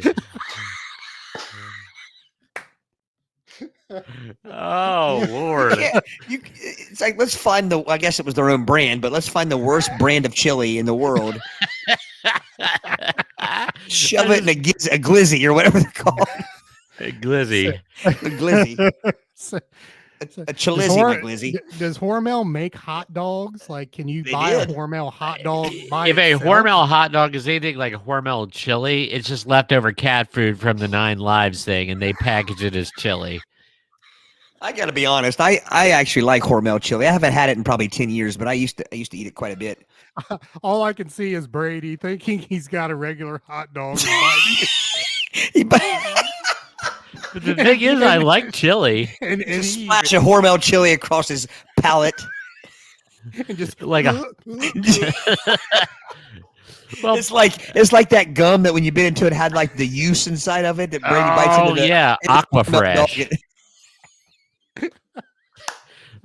Well, hey, don't just pickle me. Nobody would like that too much. Hey, I remember the Franken stuff because there was one that had the chili in it, but there was one that had the cheese in it. Because I remember they're good. Yeah, they're not Franken stuff. They're just called like cheese. Like what are cheese they called? wieners? Cheeners. But I remember them being in elementary school, and I will not mention the person's name on air, but they made a filthy suggestion with the cheese hot dog, and they got in trouble for it big time. Yeah, I don't know that they still make the cheesy hot dogs, but I know they still make like cheesy brats or whatever. I think it's a brat. I get confused between brats and Mets. I don't think I want my chili encased in the dog. I don't think neither. It doesn't do either one any good. Well, here's what you got to do. You got to get the chili in the dog and then outside of the dog. Double chili. Dual chili. So I'm laughing at Dennis's comments. Said it'd be a great sponsor for our proctology show. That is a fact. If Johnny Cash his estate, the perfect name for that show would be Ring of Fire. But like the theme song would be built in, the content would be built in, but I don't think his estate would ever allow it. You guys remember these? Hit clips, micro music systems. Yes. Yeah, they were like a little like it had like a little cartridge that plugged into Play little snippets of songs, right? Yeah. This says it play hit clips music through the phone, plays music when on hold, includes special 1 minute micro mix. So this must have been something. It says miniature earbud microphone and belt clip for hands-free conversation. So I don't know if you used them as. I'm a little confused. See what I remember, wasn't it shaped like a little boom box and it had a little tiny little cartridge that went in it and it would only play like a 30-second snippet. I was a little bit old when it came along. I'm like, this is a little bit. It says created by Tiger Electronics, hit clips were tiny stereos that came with mini memory card-like cartridges that played 60-second clips of your favorite songs. So would you record it, or did you purchase the songs on cartridge? Exchangeable cartridges. Yeah. Okay. So this would have predated, this would have been like the entrance way into like MP3 players and iPods and things like that. So could you buy like a Michael Jackson hit clip cartridge, or was it just random music? No, the one I'm looking at here is a Britney Spears one. Oh, wow. Okay, so my question here is, why would you buy something that only played 60 seconds of a song? Why would someone want that to come back with what we have now? Why would you want that back? Have you been in the car with my daughter, Reagan? Like she listens to 25. She listens to 25 seconds of a song and then flips it. It's maddening. You got to break that habit, man. Oh, she would be in the hit clip wheelhouse. Yeah, that's I remember cruising with people like that back in the day. Yeah. All right, by the way, this is going to have to be a twofer, a two show. 18 Carnation Breakfast Bar. Aren't they still around? No, I didn't think those ever went away. Yeah, they launched in 1975 and discontinued in 1993. Really? I love me a Carnation Breakfast Bar. They were pretty good. Peanut butter and granola. Oh, see, I don't remember granola. One bar with a glass of milk makes a complete meal. This is what cracks me up. It literally says this. And then right beside that, where it says one bar with a glass of milk makes a complete meal, has a picture of a glass of some sort of red juice, a piece of toast with an over easy egg on it, and 2 slices of bacon. And beside that, where it says that one of those bars and a glass of milk. Where does it say that one bar equals that? No, I think it's what it's saying is, like having one Carnation Breakfast Bar and a glass of milk is equal to like having this glass of juice, an egg, a piece of toast, and 2 pieces of bacon. Oh, so they're not using the Carnation as a side dish to their breakfast? Right. Okay, I was going to say, that'd be just silly. Now, this one's chocolate chip, but it's still granola. It's like a granola bar with, I'm assuming, real chocolate. It might be like a Butterfinger and be chocolate product. I remember it. Yeah, I remember it being a chocolate product on top, but I remember it being peanut butter based. It was kind of like, it wasn't granola, but more like Rice Krispie based. I don't know. I could be misremembering it. Yeah. 1993. That's what it said. Yeah. Yeah. Brady, amazing. Man, this is your wheelhouse. Number 19, Squeeze-Its. Squoze-Its. Were those a fake little bottle? It looked like a fake little plastic bottle. Yeah. It was the predecessor, I believe. See, I never could understand if it was candy or if it was meant to be drunken as a. Because when I worked at the YMCA day camp, kids would bring Squeeze-Its as it, and they're not very good. They brought corn Squeeze-Its. I think that's a problem. What? There's no doubt. They brought corn Squeeze-Its to the Y. That's a problem. There's no doubt it was a drink. Okay. Yeah, it wasn't candy. I got a picture here, and I think these things are they're awful to me anyway. It's one of those colored liquids that just kind of tastes like a melted popsicle, and they put it in a plastic bottle. Yeah. Oh, those are foul. Yeah. Yeah, they're awful. It's just pure. Once again, Wilford Brimley's picture should be on that. That's the Chucklin' Cherry right there flavor. I think that was just nothing but a plastic bottle full of high fructose corn syrup. I want to know what's up with the thing on the picture. It looks like it's just ingested a fair amount of cocaine. Because it drank a 6-pack of Squeeze-Its. Yeah. That's why it looks like that. I will say this. I do appreciate the innovative bottle in the lid. Yes. Much easier to open than the stupid straws into the pointy straws into the sack of the one juices. Those are terrible. All right, but those are easy to open. You know what I'm talking about? The pouches. See, the boxes, I think they work okay. Yeah. But the Capri Suns, I mean, those are the pouches. Yeah. Oh, that's terrible. But like the whole squeeze thing, that's just asking to be. Basically, it should be called sip-its, not squeeze-its, because if you squeeze it, you give yourself basically an oral enema. It goes, and it blasts it back there. You get you choking and stuff. Yeah, but you almost had to give it a little squeeze to get it out. If you just sipped, it depends, or if you tilted it up. Now, if someone tuned into this podcast right about now. That reminds me of those clips that says every time my friends come in and I'm watching wrestling and it shows like provocative. This was launched in the mid-1980s, discontinued in 2001, relaunched in 2006, discontinued again in 2007. Huh. Now Brian says it's more like a gel. There was one that was like a gel. I didn't know if it was Squeeze-Its or the gel. The gel was like a, because there was some in that bottle that was just like goo. Yeah. These were I remember having these. These were liquidy, pretty watery. And Savannah says Mondos at least have flavor. What's a Mondo? I don't know what a Mondo is. Is that another juice-based product? It must be. Well, one thing here, they did have Squeeze-Its. By the way, Betty Crocker was the maker of those. That's hard to believe. That is hard to believe. But these were 100% fruit juice, Aric. Really? Damn your high fructose corn syrup accusations. They probably got the Food and Drug Administration to consider sugar cane a fruit. There's no way those were juice. I ain't buying that. No. It's as much juice as what Brady's got inside of that container right there.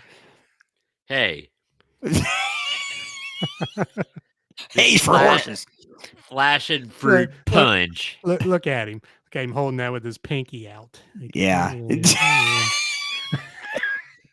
Let them eat cake. Exactly. And drink utility sink water. Number 20. That's the face I'm making. Poo cheese. Poo cheese. Poochie for girls.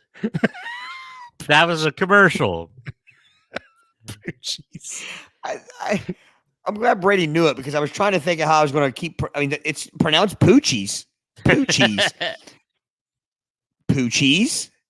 Poochies. I don't remember Poochies. Poochie. When I first looked at it, I thought it was poochis. Like, well, you can't see it. It's POO dash or hyphen CHIS. Poochis. Poochis pilot. But yeah, I just remember. I don't even remember the toy. I just remember the commercial was Poochie for girls, and then I just went click because It says one of the first generation of robotic animal toys. Poochies were the next best thing if your parents wouldn't let you have a real dog. They were released in 2000 and were a big deal for around 2 years when kids realized that fur real friends did everything Poochies did, but were softer and more huggable, just like real pets. Oh. All right. Hold on. A Poochie. There's your Poochie. Daggone. That thing looks like it's out of 2001 Space Odyssey. How could you think that was realistic to a pet? It was probably programmable. I know, but like it would probably lift its leg and let a little bit of oil or lubricant come out. Something that kept the machinations going. Well, why didn't they could have at least painted them dog colors. Well, then that's Silver. not futuristic. I don't know. Yeah. Yeah, man. Matt said Poochie's Place in Amelia. That's what I kept getting when I looked it up on the internet. I had to go. I'd do a deep dive. It's all about the toy. spelling. It's all about the hyphen. It's poo cheese. Pooches. So 22, and I think it's probably a good place to stop. Yeah. I could go on a little night with this. Because there's 37 total. Damn. Clackers. Clackers. What is a I clacker? guess. Pull those up, Aric. Is it one of those things where it was 2 balls on a string and you go Yes. clack, clack, clack, clack, those things? Yes. Otherwise known as Benoit balls. Clackers. Pam. Not-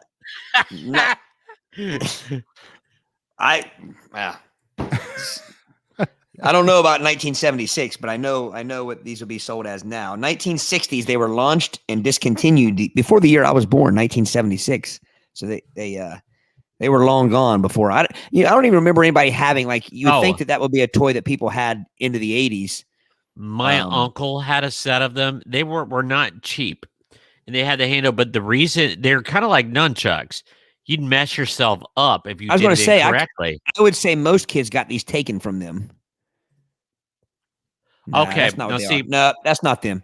As I say, that's a modern day. That is the thing that Mr. Miyagi on the Nasu cow or whatever on the when he goes to Okinawa.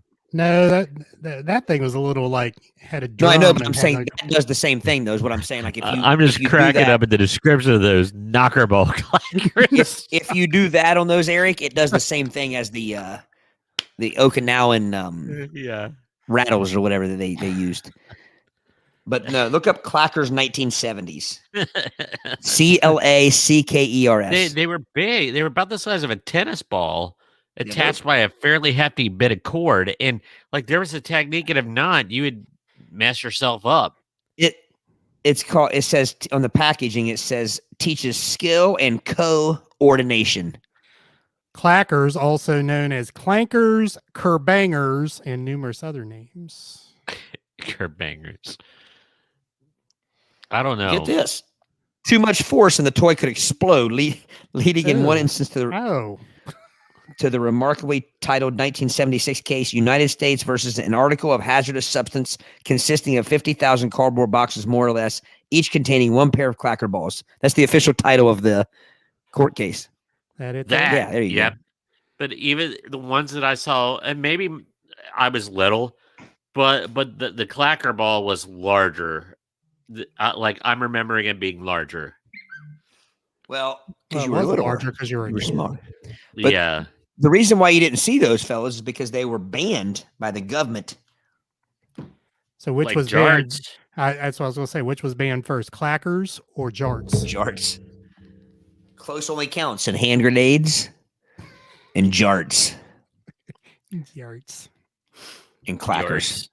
All right, I'm going to stop right there at 22, and I'll pick it back up next week. Yeah, very good. Sweet. Very good. All right. Visit our website once again. If you like a t-shirt, there's a store link on our website. You can go to click on the picture of the t-shirts. You can get you one. Softest t-shirt you'll ever own. Get you one. Guaranteed. Mrs. Wilson. The clacker was only as large as marble boulders.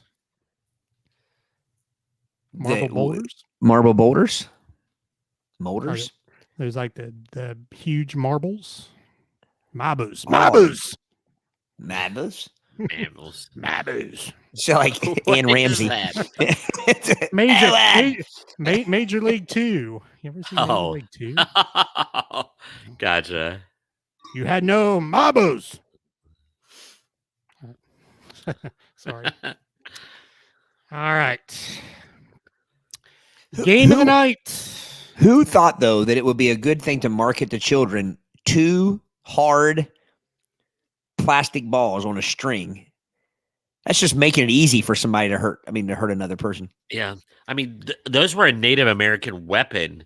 They would swing those about and like snare a deer in mid-run.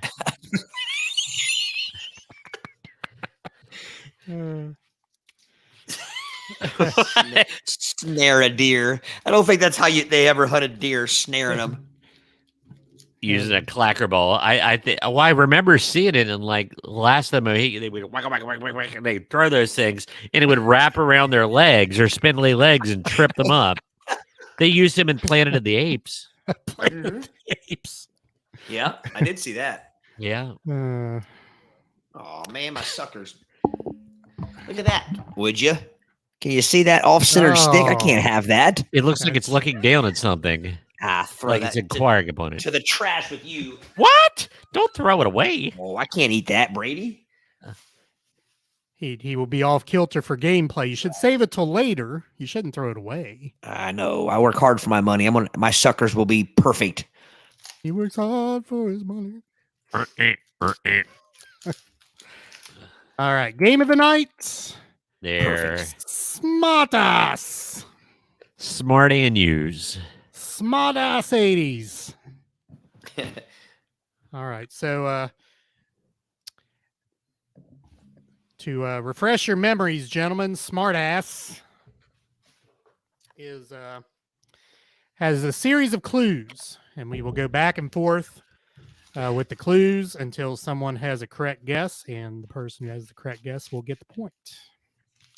So just remember the rule that if you guess incorrectly, the other person gets that clue plus the next clue before they guess. Okay? It's coming back to me now like Celine Dion. Talking back to me now.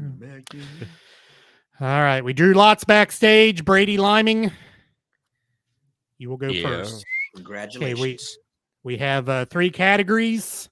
What am I? Where am I? And who am I? So I'm Brady, going to start off with where am I? Where am I?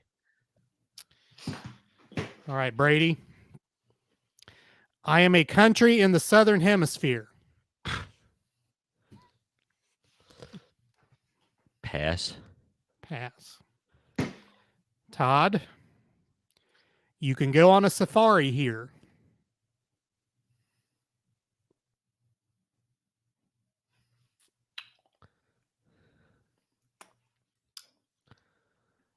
Pass. Brady, See. my 15-year guerrilla war ended in 1980.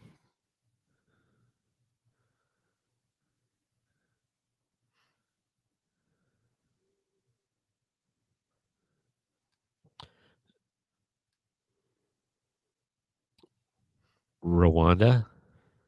Rwanda is incorrect. Todd, I border Botswana and Mozambique. Oh. And the next clue, I gained my independence on April 18th, 1980. I know. Yeah. I'm just going to guess a Southern Hemisphere country. Indonesia. Indonesia is incorrect. I got it. I had to guess something. I knew Brady had it, so I had to guess something. Are you guessing, or do you want the next clue? Give me one more clue. The Victoria Falls is one of my greatest landmarks. Oh. Crap. Uganda. Uganda is incorrect. Oh. Todd, Oh, fudge. Todd, I was called Rhodesia before 1980. And final clue, where am I with the initial Z? Where am I? Bob Marley's concert for Somalia? I didn't get the Z. I didn't get the Z clue. Zimbabwe. Oh, I wasn't. Okay. Yeah. That makes sense now. So it started with a Z. Yes. Yeah. Gotcha. Zimbabwe. I was confused on the initial Z thing. I don't think I knew Victoria Falls was in Zimbabwe. I actually didn't either. I was thinking there's something. I was thinking it was what you said. Yeah. I was thinking it was Uganda. You said Uganda, right? Yeah. All right. No points. Well. Todd, what am I? Where am I? Or who am I? What am I? What am I? By the way, we're playing to 5, gentlemen. 5. I'm something used at home and in the office.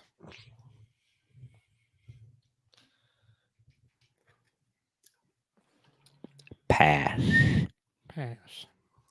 Brady, I come in many shapes and sizes.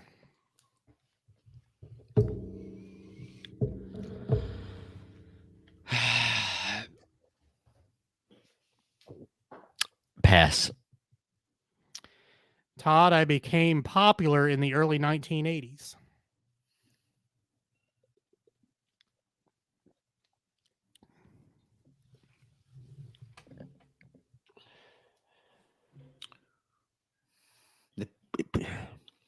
PC? Personal computer is correct.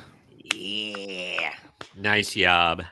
Remaining clues. Dell and IBM know me well. My favorite fruit is an apple. Some referred to my kind as trash 80s. TRS 80s. My initials do not stand for political correctness. What am I with the initials PC? Yeah. Todd on the board. All right, Brady. Yeah. Who, what, or where? Let's see. Let's go. Huh. Yeah. Good God, yo. Brady, I'm an American woman. An American what? Woman. Aric, we still accept you anyway. Go on with the question, Aric. Hurry up. That's bravery. American wombat. Let's see. I shall pass. Okay. Todd, I was born in 1951 and died in 2012.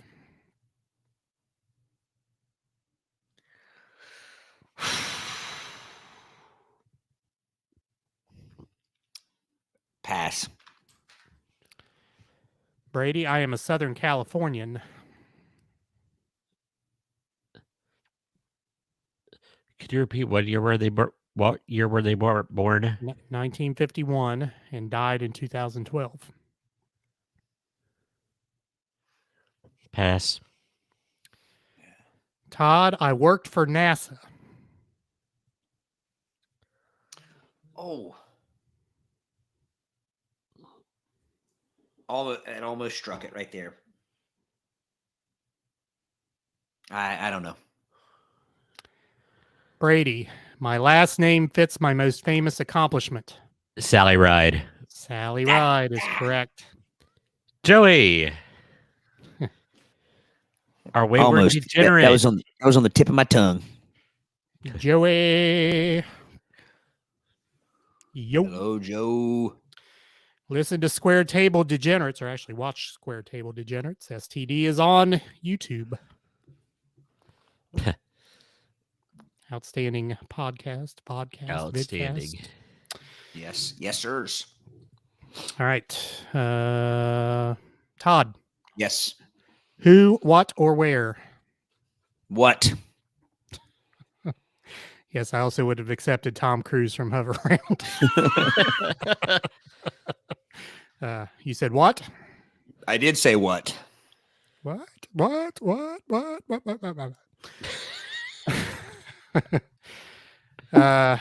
Todd, I am a nickname for a U.S. economic policy.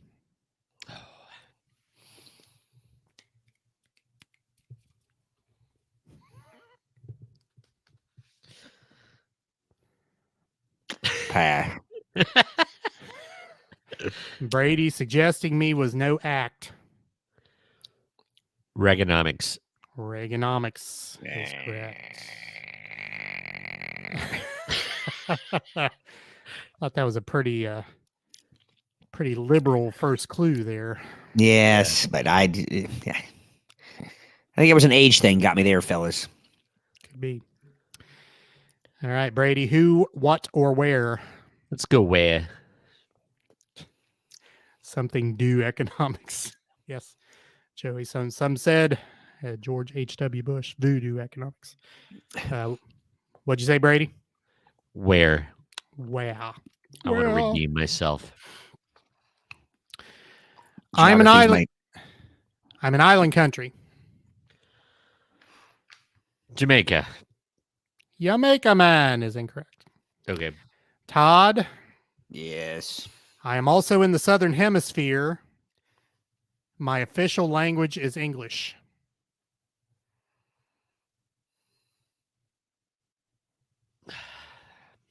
Brady's already got it. See, screw geography.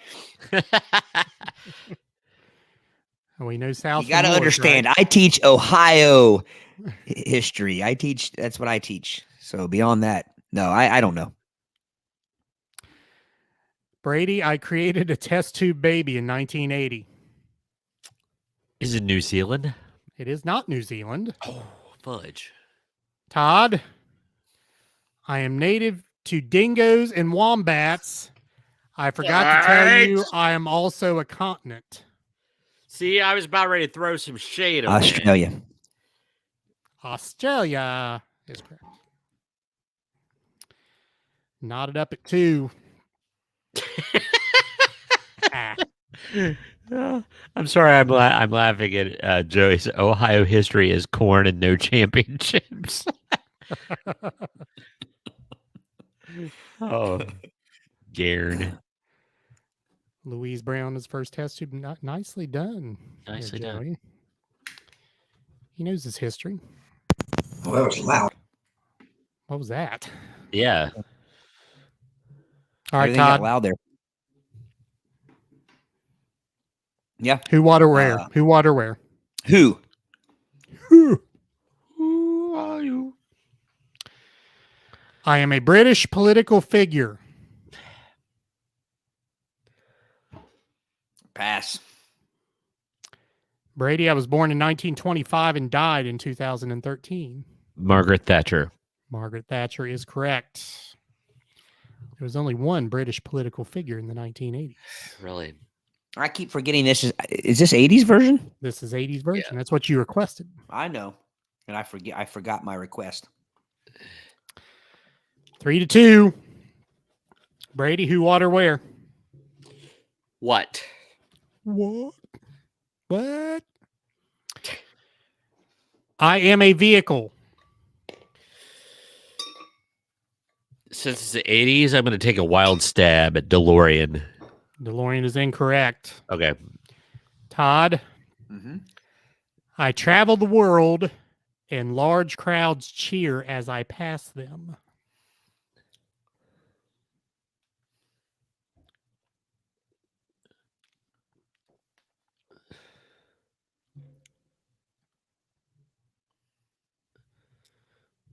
Pass. Brady, bulletproof glass is used to protect my riders. The Pope Mobile? Pope Mobile is correct. Crap. It's that third clue, man. That's a lot of times what. That'd be a good band name, The Third Clue. Like you say, the Pope Mobiles. Pope Mobile. All right, They have the Todd. smoking popes. Yeah. Smoking popes. Who, what, or where? What? What? I am a game.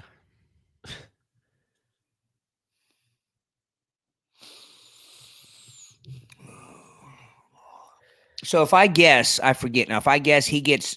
He gets 2 clues. Nah, pass.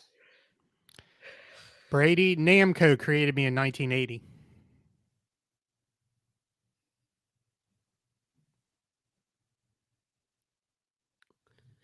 Space Invaders? Space Invaders is incorrect. Todd, I was developed as an alternative to shooting games, and I try to stay away from ghosts. Pac-Man. Pac-Man. Pac-Man. I was actually going to guess Pac-Man before you even gave the ghost thing. So if I can pat myself on the back there. 4-3. Because I can I only didn't think realize I was in the barn. I could only think of one Namco game. What else did Namco do? They didn't do Frogger, did they? Didn't they do Centipede? Or Galaga? Joust or Yar's Revenge? Looking it up. Yar's Revenge. There's a. Was Joust? You were writing an ostrich. Galaxian. Oh, One of the classics. yeah. Let's see. Galaga. Dig Dug. Love Dig Dug. Oh, I love me some Dig Dug. Pole Position. Ooh. Classic. Probably the first great racing game. Yeah. Yeah. Let me see. There's one on the list called Baraduke. I don't want to tell you what I thought that said as I was scrolling through.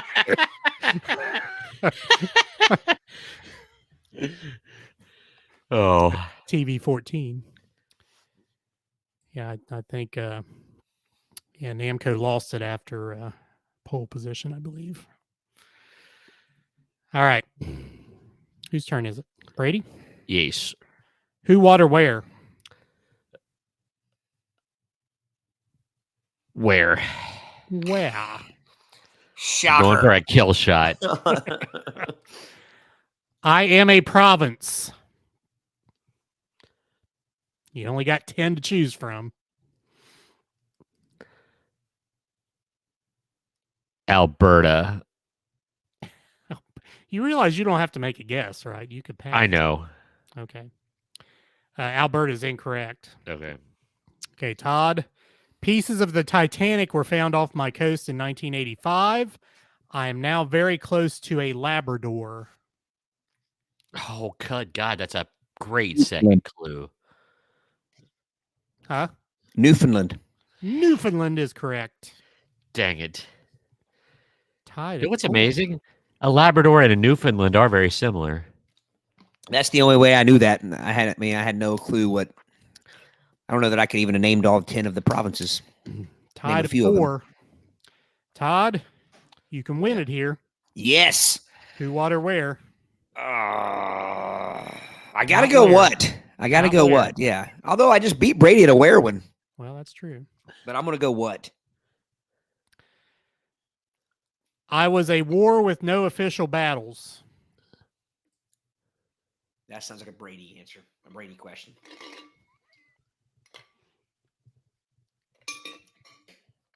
Pass. Brady, I didn't start until after World War II. The Cold War. The Cold War is correct. Give yourself the bravo. Eking out a 5 before a win. That was tighter than I thought it was going to be. Yes, it was.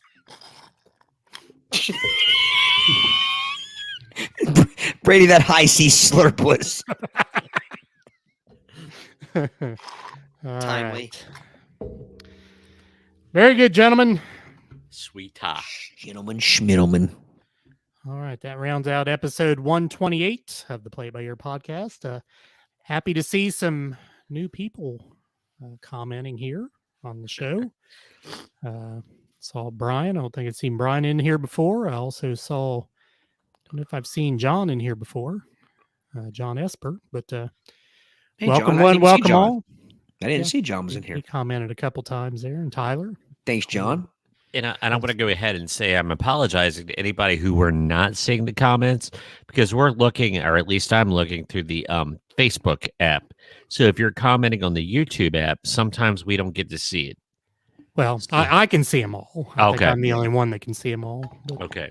Because Joey's commenting on YouTube. So Okay. Well, All thank you right. all. yes, thank you very much. As always, our audio episode will come out on Friday morning, and that will come out on our. And I need to change this. It's now called Spotify for podcasters, not Anchor.fm anymore. So, so we're tied into Spotify there as our main platform. You can actually watch us on Spotify in video form as well. Audio, we're on Apple Podcasts, Google Podcasts, iHeartRadio, and the iHeartRadio app, and most anywhere you can find your audio podcast. On video, we're on YouTube. We have a channel there, Play It By Ear Podcast, as well as Twitch. And again, as I said, Spotify has us in video form as well. Social media, we're on Facebook, Twitter, and Instagrams. You can find those links on our website. If If you want to interact with us via email, admin@playitbyyourpodcast.com. If you'd like to leave us a voice message, you can click a link at your audio podcast provider. If that provider is the iHeartRadio app, there is a talk back button. Looks like a microphone. You can leave us a voice message that way. We are not too proud to beg. It's been decades, it seems, since we've had a voice message. We need a voice message. We do. Someone step up to the plate and leave us a voice message. We'll put it into the podcast. Yeah, if everybody listening will give us a voice message, send us a voice message, we will give you a shout out on the podcast. And if you give us permission, we may even play it for you. There you go. On the podcast. Savannah, you could leave a voice message with those chirping puppies. Yes. 2 Chihuahua puppies. Chihuahua. Were they owned by Chai Rodriguez? All right. Anything else for the good of the order, gentlemen? I don't believe so. Good. Everybody have a fantastic Easter. Have a happy Easter. And stay safe out there in case you're in the midst of a storm. I think it's mostly past us in the southern Ohio area, but yeah. But it looks like the weather's looking up. It should be in the low to mid 70s here by early next week. So join us next week. As Todd said, have a happy Easter, and we'll see you then. Take us out. Peace.